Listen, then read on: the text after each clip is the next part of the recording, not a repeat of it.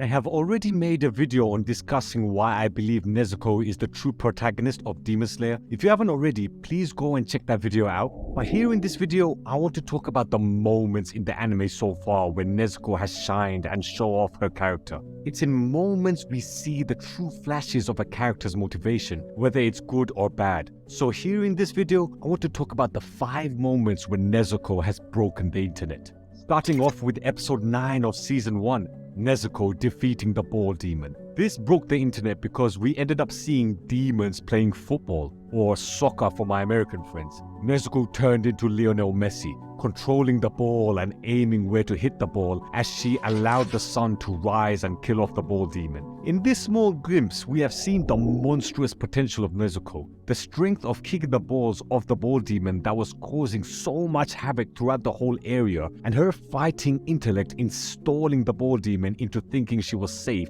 because Nezuko didn't directly hit her back when she kicked the ball back at her. It was when the ball demon realized that Nezuko aimed for the wall. That was when the moment where the daylight of the sun kicked in and killed her off for good. From this episode onwards, we should not be surprised that Nezuko overpowers her opponents because she's got the brains to have a fighting strategy during the fight as well as the strength, but she only gets stronger from here. And boy, does she get stronger and more powerful, as demonstrated from my number 4 pick in episode 11 of Demon Slayer Season 2, where she negated the explosion from Gertaro and negated his poison. This for me is the reason why I believe Nezuko will be the demon that unites humanity and demons together. Because right here, she reversed the explosion which would have killed all of our heroes there and then with her exploding blood. And then to everyone's surprise, she healed everyone's wounds and reversed the poison set by Gertaro. The internet-breaking moment for all of us is that we all believed they were all dead. Well, at least Tengen would have died because Tanjiro is still the main character of the series, so we knew he would survive. But Zenitsu, Inosuke and Tengen all could have died right here.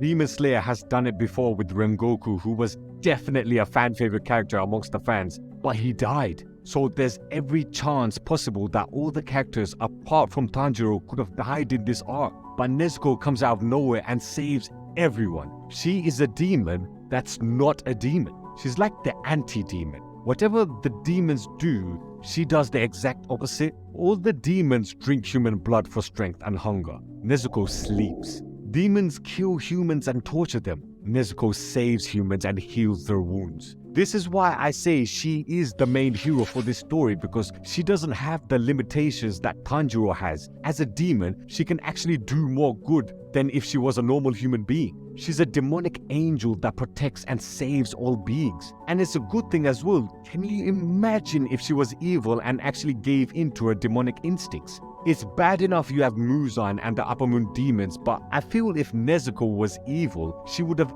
easily rivaled the Upper Moon demons, and it's basically another threat for the Demon Slayer core to think about. However, we did get that glimpse of an evil Nezuko in episode 7 of season 2 of Demon Slayer, where she is a straight up savage against Darky. Darky is an Upper Moon 6, but Nezuko's regeneration is ridiculous as well, as her exploding blood which also reversed Darky's belts. Again, going with the theory that she is the anti-demon, what shocked us fans with this is that this scenario could have easily happened throughout the story. We could have easily had a story where Nezuko is an antagonist and Tanjiro is going up against her. Now, if that were to occur, it would have happened how this episode played out, where Tanjiro ends up stopping Nezuko from killing the innocent civilians and drinking their blood. I don't think Tanjiro would ever have it in him to fight against Nezuko if Nezuko was far gone in her demonic state. And this story has shown to us the brother-sister love between these two characters is too strong. Like, look at it this way.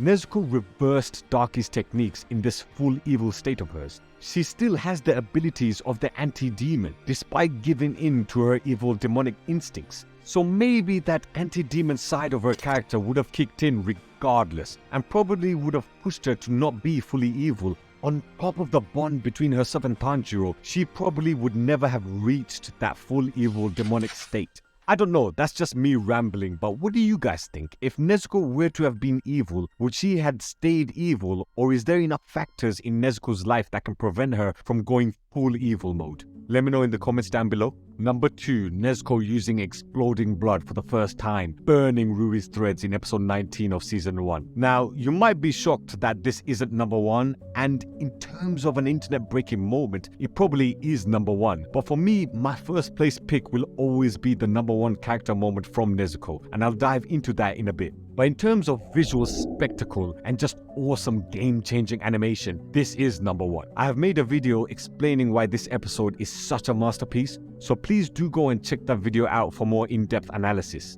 But what more can I say? Nezuko gave up, and when she was on the verge of giving up, she remembered her mom pushing her through, which allowed her to break the threads and use exploding blood for the first time. That's what it is, isn't it? Nezuko using her blood demon arts for the first time in the series, and Tanjiro using the fire-breathing technique Hinokami Kagura for the first time. It was both of these techniques shown to us for the first time, and they both merged together because the fire from exploding blood fuses with the fire-breathing technique, which is what effectively finishes off Rui. There's not more I can say about this moment. I've explained in countless videos already the significance of this episode and what it means to both Tanjiro and Nezuko in previous videos, so again, do go check those videos out. Your tribal chief commands you. And finally, my number 1 moment from Nezuko is episode 23 of season 1, when Nezuko refuses to drink Sanami's blood. The sheer willpower displayed by Nezuko is ridiculous. Now, I've not caught up with the manga yet, but my friends have informed me that Sanami has a special type of blood that demons crave. If that is the case, then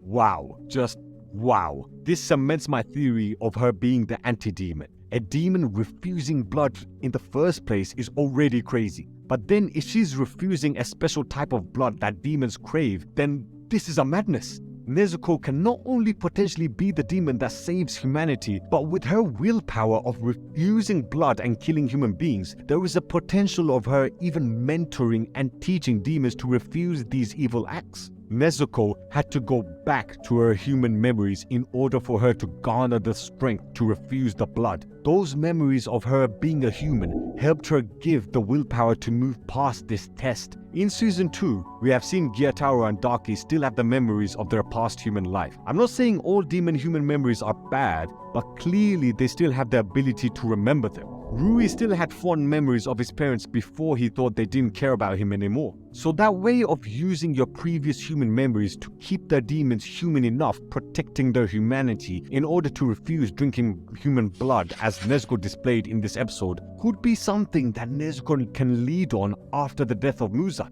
This is why I say it is more important for Nezuko to stay a demon rather than a human. The demons look up to Muzan as their creator and mentor, but Nezuko can be the replacement. She can be the mentor for the demons and the protector for the humans. This is what this moment meant to me when watching this. The inspirational willpower displayed by Nezuko rivals any shonen character's feats in terms of willpower. It's up there with Luffy refusing to give up against CP9 and many others. I would say her willpower is stronger than Tanjiro's. Even Tanjiro needs inspiration from Rengoku and Tengen, whilst Nezuko has to look deep within herself to find the strength to keep her more human than demon. That's why she is an unbelievable character. But let me now go to you guys. What are your favorite game-changing Nezuko moments in this series so far? Let me know in the comments down below. And of course, don't forget to subscribe to the Shaman Tribe.